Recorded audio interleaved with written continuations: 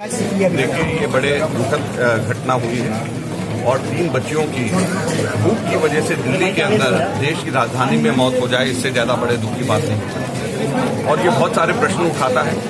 यह परिवार कम से कम पिछले 4 सालों से यहाँ पे रहे। ये बच्ची स्कूल भी जाती है। अब सबसे बड़ा प्रश्न जो उठता है कि इनका राशन कार्ड क्यों नहीं बना। दूसरा प्रश्न उठता है कि जब ये बच्ची स्कूल जाती थी, जो सबसे बड़ी बच्ची है, उसको स्कूल में मिड डे मील नहीं मिलता था क्या, जो कुपोषण से और भूख की वजह से मृत्यु हो गई।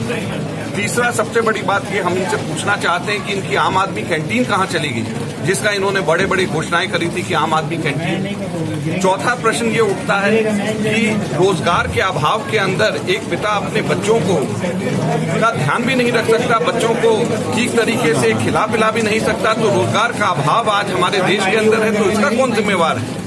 आज देश की राजधानी के अंदर 3 बच्चों की भूख की वजह से मौत हो जाए, ये बहुत सारे प्रश्न हमारे पूरे सिस्टम के ऊपर उठाती है, बहुत सारे प्रश्न हमारी सरकारों के ऊपर उठाती है और ये प्रश्नों का उत्तर इन सब लोगों को देना पड़ेगा।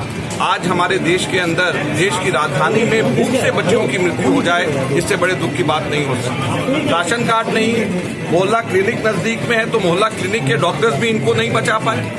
यहाँ पर स्कूल के अंदर जाती थी, वहाँ मिड डे स्कीम भी नहीं मिल रही। आम आदमी क्लिनिक जो है, आम आदमी कैंटीन कहाँ पे चला गया इनका, जो ये कहते थे कि 10 रुपए के अंदर सबको खाना मिलेगा।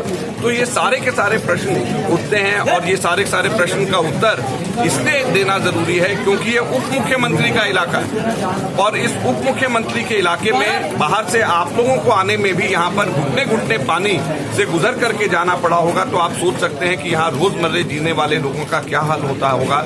ये देश की राजधानी है और शर्म की बात है कि यहाँ पर भूख से लोगों की मृत्यु हो रही है।